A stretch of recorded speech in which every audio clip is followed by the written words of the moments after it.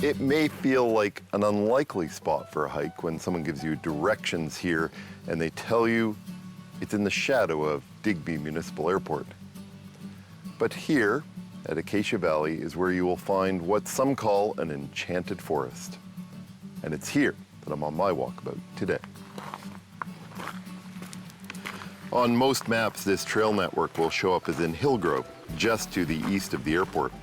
Acaciaville, which lends these trails and the valley its name, is a few kilometers to the north. There have been other names for this valley, including Pleasant Valley. The name Acacia was taken from a hotel of the same name. This was always a lightly populated area, originally settled by Loyalist pioneers from Digby, James Craig and Benjamin Ellison.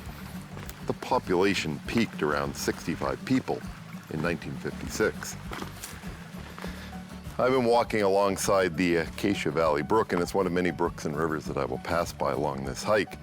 Now, for the people who lived here, fishing and forestry were the mainstays. Fishing may seem a bit surprising as I'm standing in the middle of the forest, but the ocean is only 6 kilometers away from here. Now, the history of Digby and Digby County is very much tied to the history of the Black Loyalists and the Black Pioneers. Now, they were promised land here if they would fight on the side of the British during the Revolutionary War. When the Black Loyalists first settled in the area, they called the community Brindley Town, a name that doesn't even appear on maps now. Grants of land were being handed out to white loyalists elsewhere in the province, but only a smattering of grants were going to blacks. And when they did, it was often poor quality land. This was, in many respects, the false promise of the Black Loyalists, who had fought under the British flag in the Revolutionary War and believed they would be treated well after the battles ended.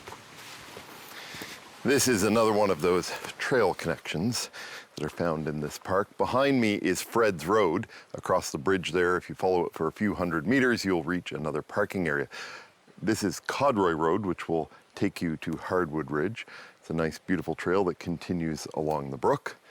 And if I go this way, where I'll be headed, I'm going to continue around the loop. Now, to get back to the story of the Loyalists, you can imagine the anger and the frustration at the people who would have moved here, promised land, and not given it. It was blatant racism. But a man named Thomas Peters stepped in to try and solve the problem.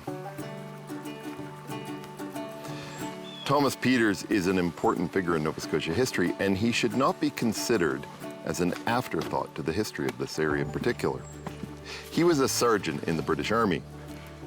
He was born in 1738 in Nigeria and was transported as a slave to North America in 1760, where he was sold in French Louisiana. By 1776, he'd been sold on to William Campbell in Wilmington, North Carolina.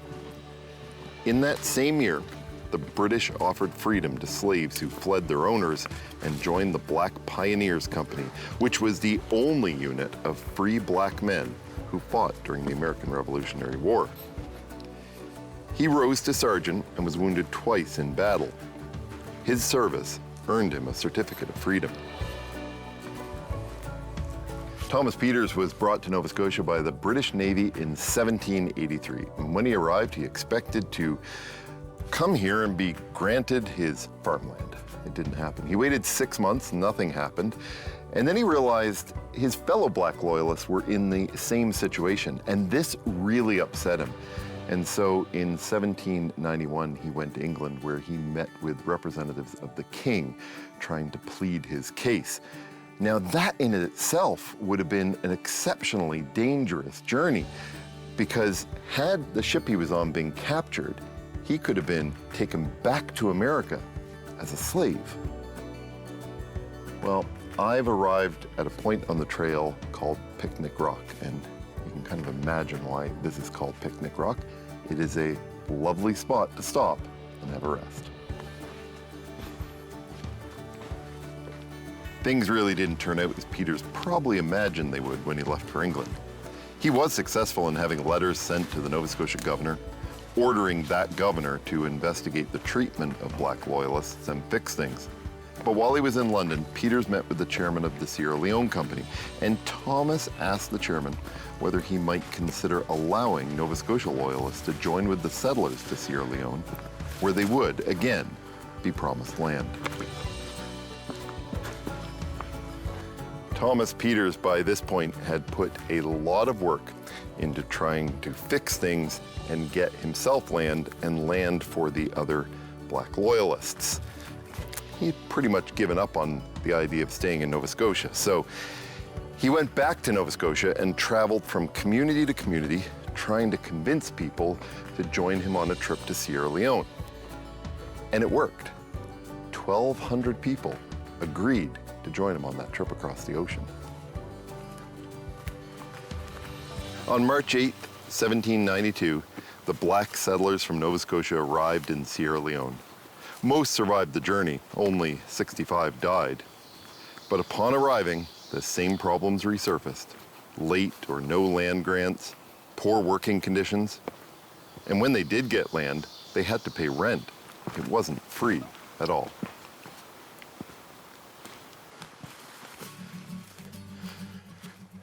Thomas Peters was ultimately blamed by many of the settlers for the fact that they didn't receive the land they were promised, and the fact that life in Sierra Leone wasn't quite as they expected it would be. Peters ultimately died of illness not long after arriving, and despite the fact that he died a broken and blamed man, today he's recognized as one of the founding fathers of Sierra Leone. There's even a gold statue of him in the country. So I've reached another intersection in this park. This is the Little Waterfall Trail, and it takes you 750 meters to a waterfall on Pine Brook. You can continue on from there up to Ellison Lake, or you can follow a trail that almost mirrors this. It's another loop trail running almost the same route, although it's a little bit longer. I am continuing on the loop I was on, the Acacia Valley loop, and I'm on my way to Tupper's Deadwater. That's after the break.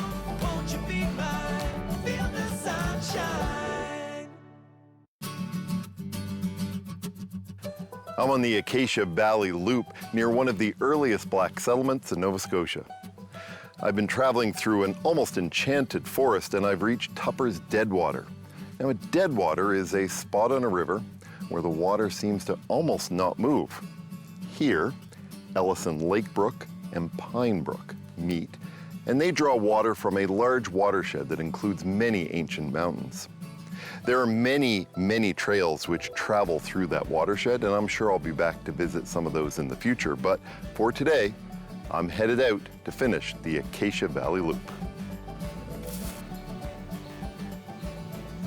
Before the break, I told you some of the story of Thomas Peters and the Black Loyalists coming to this part of Nova Scotia. Peters is really a forgotten character in Nova Scotia history. This is a shame.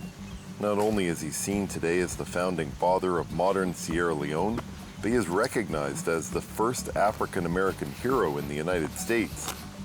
A 1999 movie about Sierra Leone's national heroes included Peters, and there is a 2007 BBC series called Rough Crossings, which portrays part of his life. Even in Canada, despite the fact that few would know his name, he has been recognized by the national government as a National Historic Person. Certainly not someone you hear much about unless you go searching. But his story is really characteristic of much of what happened across the province when the Black Loyalists arrived. White Loyalists experienced something very different, and generally much more positive. Another story directly related to this area is a happier story. It's another I think should be better known by the general public, and that's how this area became a park. This land, at least in terms of it being public, is relatively new. In 2023, 163 acres was donated to become the Acacia Valley Conservation Lands. It was donated by Larry and Greta Goodwin. The land had been in Larry's family for generations, and he really wanted to see it protected. And ultimately, it was made possible through the Ecological Gifts Program, which is a federal government program which allows people to donate land and get a tax benefit for it.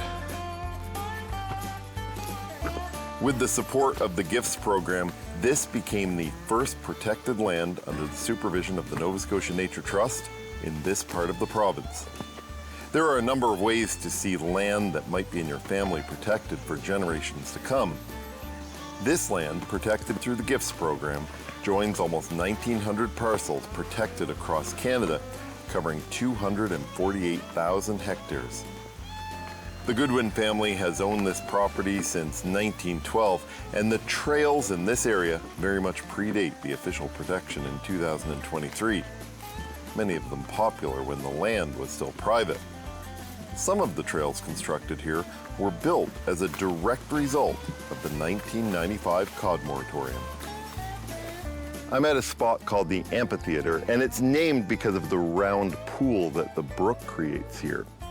The brook itself is called Aunt Sarah's Brook. Now, it might seem a little strange that the construction of trails has any kind of connection to the cod moratorium, but what happened is the federal government created a program to provide income for out-of-work fishermen. And one of the projects that was completed was the building of trails, including trails on the Goodwin land.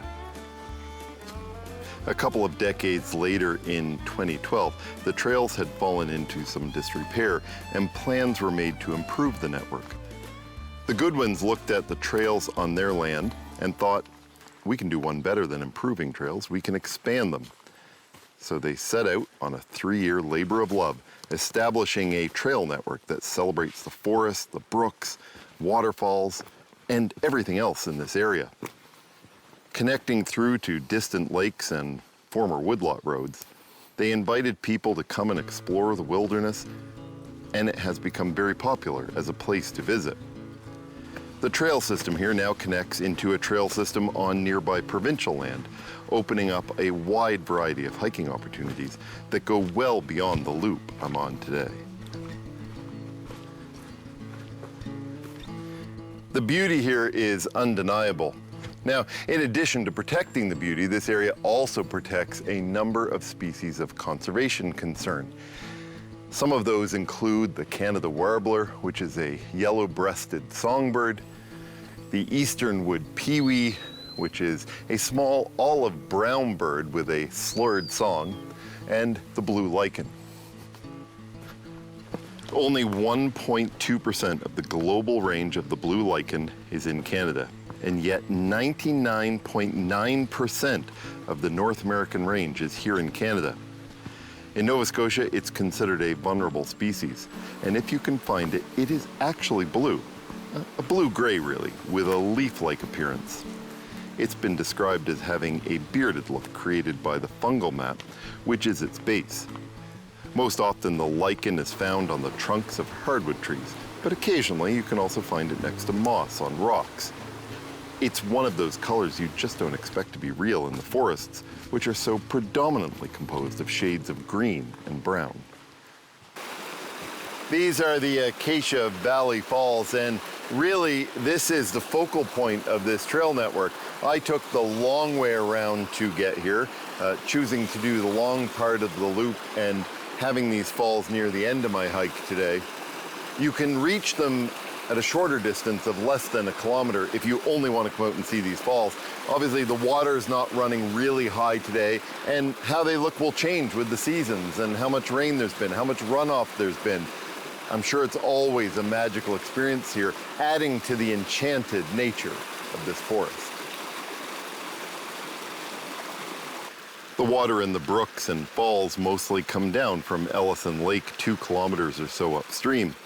But as with any system, the various brooks and streams also gather groundwater and water from springs and other lakes throughout the watershed. Now that I've seen the falls, I'm going to head back to the start through the old gravel pit area. There is a secondary route of somewhere between 600 and 800 meters, which will also take you from the main parking area to the falls, which is wheelchair accessible, right up to a look-off over the falls. So if you're pushing a stroller or are mobility challenged, don't think you can't reach the falls. You may not be able to do the entire trail, but you can still enjoy one of the best spots here. Well, I've made it around the Acacia Valley loop and ended up at an old gravel pit here. The day is still young, so I'm going to head about 20 minutes northwest of here to a cove that is allegedly named for a pirate and where there are cliffs that an endangered bird calls home. That's after the break.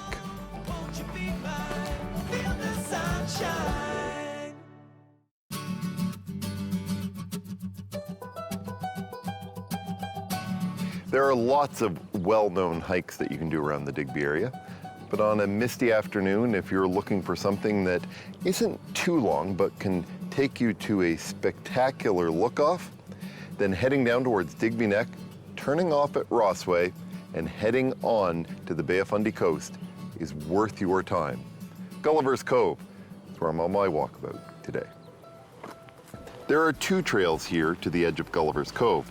One is along the coastline from the beach, and there's an upper trail which takes you to a look-off. The trail along the coast is a short one with a rest area and benches that allow you to look up at 80-meter cliffs, as well as watch for seals and porpoise swimming along the shore.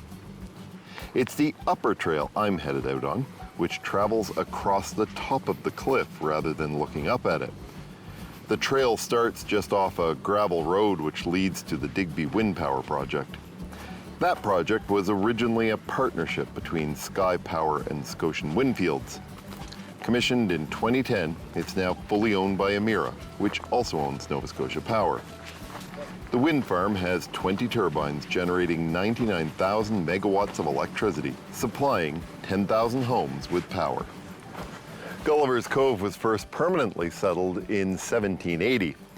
Now, the community name is shrouded in a little bit of mystery, but the lore goes a little bit like this. It's said it was named after the pirate Cutthroat Gulliver.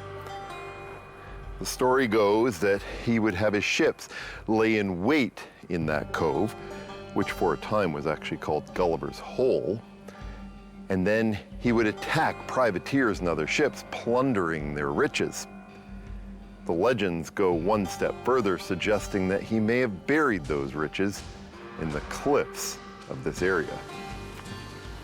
A further story about Cutthroat Gulliver says he took his crew into the forests and threatened farmers and took their livestock to feed his starving crew. Another story relates to his death. Gulliver's wife was a pirate herself, an adept with a knife. She was unhappy with the Bay of Fundy climate, herself coming from the much warmer West Indies. During a fight, she stabbed and killed her husband and then took the ship and crew to the West Indies. She left the ship, turning it over to a now terrified crew. Now, it's hard to know how many of the stories about Cutthroat Gulliver are true and how many are simply fictional stories created over time. But there are now at least 2 fictional books which take the story even further, with Gulliver as a ghost protecting his treasure in these cliffs. These days, you're much more likely to see a scallop dragger than a pirate ship when you look off from this coast, and Digby will have you know it's the scallop capital of the world. The particular species of sea scallop fished here only occurs in the northwest Atlantic, from roughly Cape Hatteras to Labrador. The ocean bottom here allows for a large number of scallops in a relatively easily fished area. The commercial fishery began in the 1920s in Digby, dragging from schooners. This trail, and really all of Digby Neck, are popular with birders. Gannets can be seen offshore here, and the peregrine falcon nests in the cliffs. That's really special because for a long time the peregrine falcon hadn't even been seen in Nova Scotia in terms of nesting pairs. And what makes this place even more important is the only place in Nova Scotia that the peregrine falcon nests is here and along the inner Bay of Fundy cliffs. In 1995, biologists on a Nova Scotia government helicopter spotted a nestling and its mother in the cliffs along the Bay of Fundy. Shortly after, 2 adults and 3 young falcons were seen flying nearby. This was seen as a major success milestone for the peregrine falcon reintroduction program, which had begun in the 1980s. The last nesting pair in Nova Scotia had been seen in 1955 across the bay at Cape Dore. If you're trying to see these majestic birds, you do have to spend some time. They are still rare, but you're looking for a bird with a hooked beak, white chest, and feathers the color of slate. And they are fast, 390 kilometers per hour. That's right, 390 kilometers an hour. I did not make a mistake when I said that. They are the fastest animals on the planet. The cheetah, by comparison, which we all think of as the fastest animal, runs at only 120 kilometers per hour. Peregrine falcons were once widely seen across eastern Canada and Europe, but the use of DDT and other pesticides resulted in a collapse of the populations in the years after World War II. By 1978, they'd been declared an endangered species in Canada. Up to 1995, when the nesting birds were seen again here, the reintroduction program saw 105 peregrines reintroduced to Nova Scotia. Many of those birds were ultimately tracked to places like Cuba and England, but only a small number of those single birds were ever seen in Nova Scotia, and no nesting birds. While there has been some success, the species is a long way from recovery. To this day, only between 1 and 5 nesting pairs are observed annually in Nova Scotia. That is still not enough to save the species. I've reached the Falcon Roost Lookoff, which is named because these are the cliffs that the peregrine falcon nests on. And looking over the cliff, I can see different birds playing in the air just above the water. It's a beautiful sight, even though the rain has started to move in as I've reached the end of this hike. But behind me, I can see the community of Gulliver's Cove, and I can look down the Bay of Fundy at the moment, but it's a little foggy, so I can't see that far.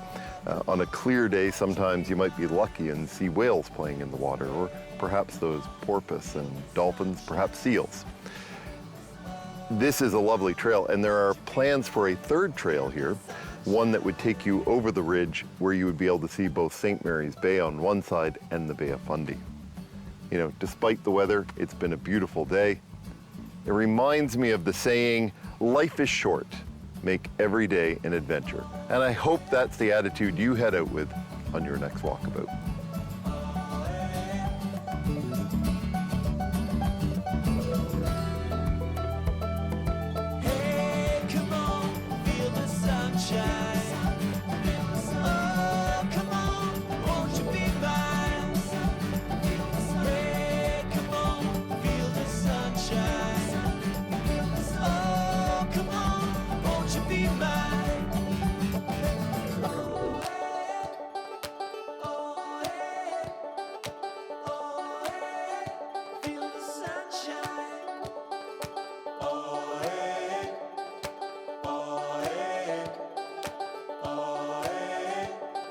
Sunshine.